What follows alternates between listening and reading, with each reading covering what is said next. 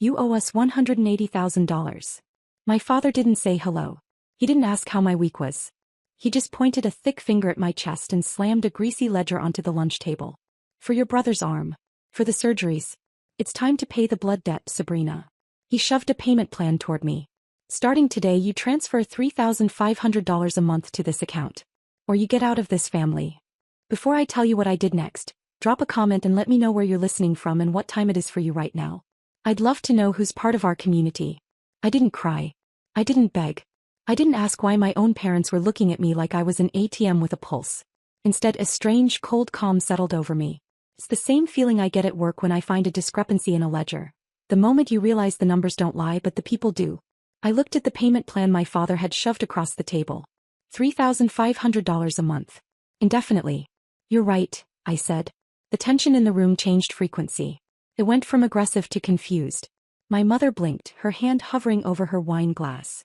My father frowned, expecting a fight he had already rehearsed. You agree? He asked, suspicious. I agree that debts should be paid, I said, my voice steady. I reached into my purse and pulled out my phone. I unlocked it and set it on the table, screen facing down. But if I'm going to sign over half my salary for the rest of my life, I need to hear it again. I need to be reminded of exactly what I'm paying for. I turned to Cody. He was leaning back in his chair, picking his teeth, basking in the sudden shift of power. Tell me, Cody, I said, keeping my voice soft, almost reverent. Tell me about that night in the alley. Tell me how you saved me. Cody straightened up. This was his favorite scripture, the gospel of his own heroism. He cleared his throat, his eyes darting to our parents to make sure they were watching.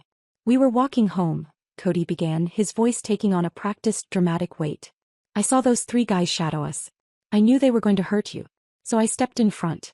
I told you to run. I took the first hit. I took the pipe to the arm so you could get away. My mother sniffled, wiping a tear. He almost died for you, Sabrina. I watched Cody's face. I saw the smug satisfaction of a liar who has told the story so many times he actually believes it. But as he spoke, the real memory flashed in my mind, sharp and violent. 10 years ago. We were walking home. Cody saw the shadows first. He didn't step in front of me. He grabbed my shoulders and shoved me, hard, toward the dark mouth of the alley. Take her, he screamed. She's the one you want. He didn't fight. He ran. He sprinted away, leaving his 14-year-old sister as bait. The gang members didn't touch me. They laughed. One of them shook his head and said, "Your brother's a rat." They chased him down because running made it fun. They caught him 2 blocks away and broke his arm because he wouldn't stop crying. Back at the lunch table, Cody was finishing his performance. It hurt like hell, he said, rubbing his arm for effect. But I'd do it again. Because that's what a brother does. I protected you. I looked at him. I looked at the parents who had built a shrine to a coward because they needed a hero so badly they were willing to sacrifice their daughter to build one. You really are a hero, Cody, I said. You took that beating all by yourself. Damn right I did, he said. I tapped the screen of my phone. The voice memo app stopped recording. I had it. The confession. The why. The foundation of their entire moral blackmail, captured in high-definition audio. Okay, I said, picking up the phone. Now that we've established the debt, let's talk about how I'm going to pay it. They thought they had ambushed me. They thought the Sunday lunch was a surprise attack, a calculated strike on my guilt while my defenses were down. They looked at me, the quiet daughter, the reliable accountant, and saw a victim. But they forgot what I actually do for a living. I don't just crunch numbers. I am a senior fraud analyst for a forensic auditing firm. I spend my days hunting ghosts in the machine, shell companies, hidden assets, and people who think they are smarter than the paper trail they leave behind. I knew about this meeting 3 weeks ago. Started with a single ping on my phone at 2 a.m. An automated alert from a credit monitoring service. New inquiry, high-risk personal loan application. Amount, $60,000. I didn't panic. I didn't call the bank in a tearful rage. I opened my laptop and went to work. Tracing the application didn't require a warrant. It barely required coffee. The applicants were sloppy. They had used a private network, but they had logged into their personal email accounts from the same digital address 5 minutes prior. I looked at the screen, the blue light illuminating my apartment in the dead of night. The digital fingerprint pointed to one specific location, 42 Oak Street. My parents' house. I sat there in the dark, scrolling through the data. It wasn't just one loan. It was a blitz. Credit cards in my name. Personal loans. Even an attempt to access my retirement fund. They hadn't just stumbled into financial trouble. They were actively trying to hollow me out from the inside. They were stealing my future to pay for Cody's past. Most people would have called the police right then. But in my industry, you don't strike when you see the smoke. You wait until you see the arsonist holding the match. You need intent. You need them to believe they have gotten away with it so they get careless and sign their names on the dotted line. So I waited. I let the calls go to voicemail. I let them schedule this lunch. I let them bake the lasagna and set the table and rehearse their speeches about family unity and blood debts. I looked across the table at my mother. She was watching me with a look of predatory hope, thinking her tears had worked. She thought she was manipulating a daughter. She didn't realize she was sitting across from an auditor who had already built the case file. So, Gary said, his voice booming with false authority, pulling me back to the present. We have the paperwork ready. It's just a formality. A power of attorney so we can manage the payments directly from your account. It's cleaner that way. He reached under the table and produced a thick manila envelope. I looked at the envelope. I knew exactly what was inside. I had seen the digital drafts weeks ago. It wasn't a payment plan. It was a financial death sentence. Cleaner, I repeated. Exactly, Susan added, pushing the envelope toward me past the gravy boat. We don't want you to have to worry about the logistics every month. We'll handle the burden. I touched the paper. It felt heavy. You really thought of everything, I said. We just want to help you do the right thing, Gary said. I smiled. It was the same smile I give to embezzlers right before I slide the evidence across the interrogation table. I can't sign this, I said softly. Gary's face darkened instantly. What did you say? I can't sign it, I said, my voice flat and clinical. Not because I don't want to, but because the assets you're trying to leverage, they don't exist anymore. The silence was absolute. It wasn't the confused quiet from before. It was the terrified silence of predators realizing the cage door was open. What do you mean, don't exist? Susan asked, her voice trembling slightly. We saw the deed. We saw the estimate last week. The equity is there. The equity was there, I corrected. 2 days ago. I reached into my bag again. This time I pulled out a single sheet of paper, a photocopy of a cashier's check. I sold the house, I said. 48 hours ago. It was a sale-leaseback agreement with a private investment firm. They bought it for cash. We closed yesterday morning. Gary stood up so fast his chair tipped over. You sold my house. It was never your house, Gary, I said, my voice ice cold. It was my house. My name on the deed. My name on the mortgage. No. It belongs to a holding company in Delaware. But the equity, he shouted, his face turning a dangerous shade of purple. Where is the money? Gone, I said. Offshore. Into an irrevocable trust you can't touch, managed by a firm that specializes in asset protection. You can't sue for it. You can't borrow against it. And you certainly can't forge my signature to get a loan on a property I don't even own anymore. I watched the realization hit them like a physical blow. The power of attorney document in Susan's hand, the weapon they had forged to enslave me, was now just a worthless piece of paper. You traitor, Susan whispered. We needed that money. For the family. No, I said. You needed that money for him. I pointed at Cody. You needed it because he gambled away his rent money again. Because he owes people who don't send polite letters. Cody flinched. He hadn't expected me to know about the gambling debts. I saw the credit card statements too, Cody, I said. Online casinos. Sports betting. You didn't lose your job. You got fired for stealing from the register to cover your losses. Gary slammed his fist on the table, rattling the china. That is enough. I don't care what you sold. You still owe us. You signed a verbal contract the day your brother took that beating for you. A verbal contract? I laughed. It was a sharp, humorless sound. Based on a lie? It wasn't a lie. Gary roared. He saved your life. Did he? I asked. Then why did I find this? I pulled out the final piece of paper. It was a printout from the National Insurance Claims Database. What is that? Gary snarled, eyeing the paper in my hand like it was a weapon. It's a receipt, I said. From the past. I slid the printout across the table. It stopped right in front of him next to the greasy ledger. $180,000, I read aloud. Paid out in 2014 by the Victim Compensation Fund. Claimant, Gary and Susan Reynolds. Beneficiary, Cody Reynolds. The color drained from my mother's face so fast she looked like she might faint. Gary stared at the paper, his mouth opening and closing like a fish on a hook. You already got paid, I said, my voice rising just enough to cut through their shock.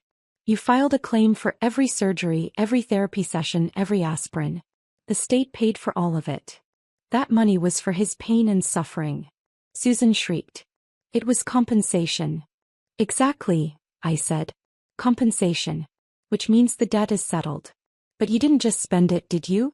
You spent it and then you kept the ledger. You kept the receipts. And you decided to charge me for the same bill. I looked at Cody. He wasn't smirking anymore. He looked sick. That's called double dipping, Cody, I said.